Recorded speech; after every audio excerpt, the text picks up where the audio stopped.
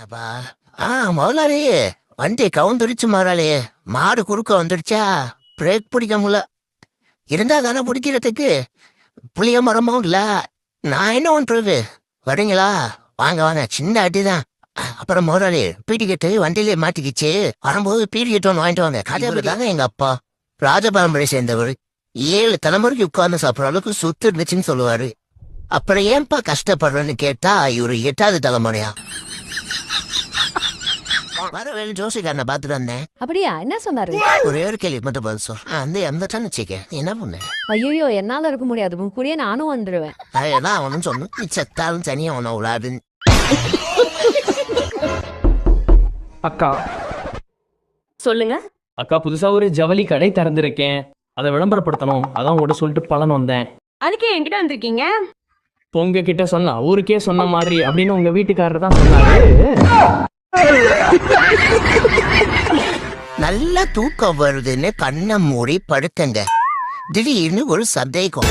இந்த poison expiry ஆயிருச்சுன்னா poison இன்னும் poison ஆகுமா இல்ல வேலை செய்யாம போயிடுமா? யாராவது செக் பண்ணிட்டு சொன்னா நல்லா இருக்கும்.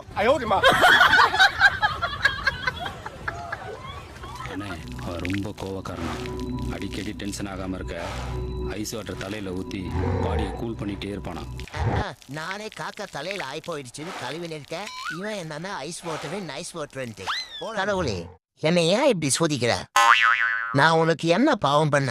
12 வயசுல பிளே ஸ்டேஷன் ஆசைப்பட்டேன், கிடைக்கல. 18 வயசுல செல்போனுக்கு ஆசைப்பட்டேன், கிடைக்கல.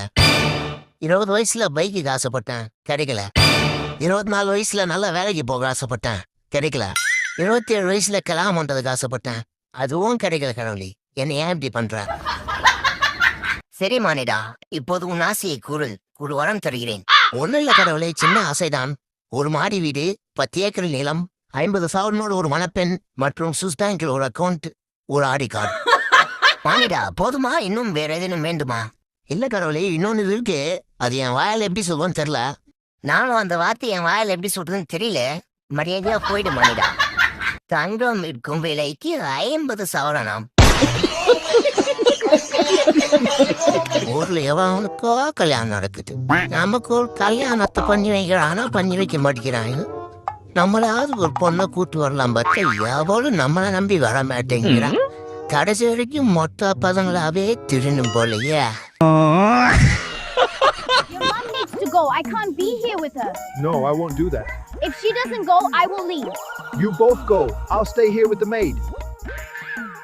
சின்ரா சந்துக்கு என்னதானே ஆச்சு? நீ இவ்வளவு ஒழுக்கட்டாயமா கேட்கறதுனால சொல்றேன். அப்போ சின்ராஸுக்கு 25 வயசு இருக்கும். சின்ராசும் கௌரியும் உயிருக்கு உயிரா லவ் பண்ணாங்க.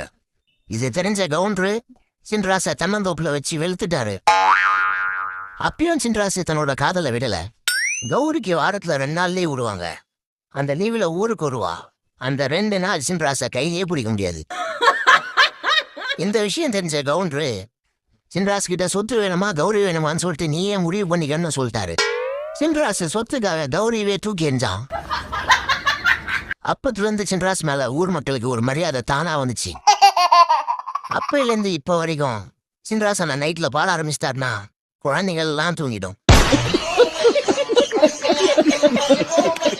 அமெரிக்க போர் பதற்றத்தினால் தமிழ்நாட்டில் முட்டை விலை உயர்வு.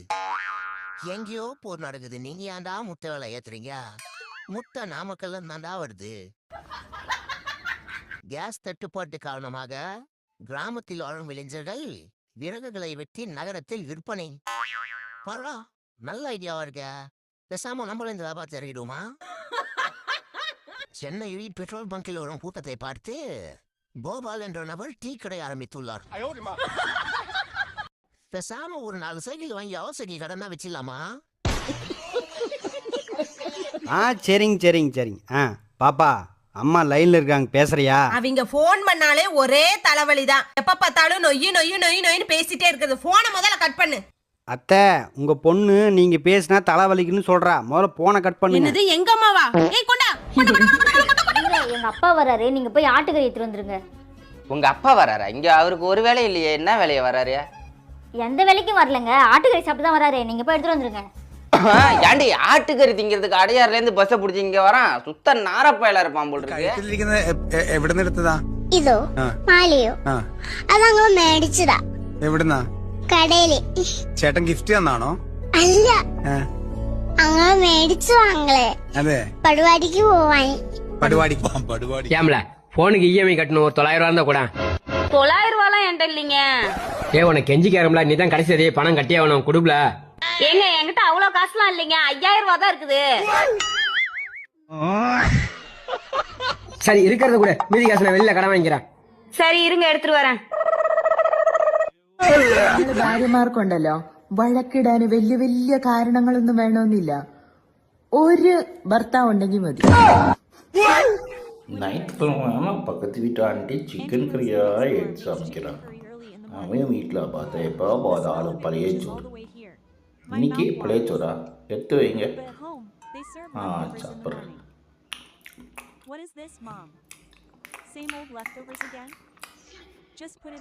காதல் கடிதம் எழுதவே 10 வரைக்கும் படிச்சிருக்கேன். இருந்து என்ன பிரயோஜனம்? நம்ம அளவுக்கு ஏற்ற மாதிரி ஒரு பொண்ணு கிடைக்கலையே. எங்க பாட்டி வேற சொன்னுச்சு என் பேர அளவுக்கு பொண்ணுங்க கியூல நிக்கும்னு. கண்ணு கட்டின தூரம் வரைக்கும் ஒரு எறும்ப கூட காணும். அந்த கிளை பேச்ச நம்பியிருக்க கூடாது. சரி, நான் தான் மச்சான் வட்டிகரையில இருந்தா பேசுறேன். ஒரு முக்கியமான விஷயம், அண்ணன் டீத்தூள மாத்திட்டாரு. ஆமா, குளிச்சு பார்த்தேன்டா, நல்லா இருந்துச்சு. தலை சுக்கல, மயக்கம் இல்ல, முக்கியமா வாஞ்சி வரல.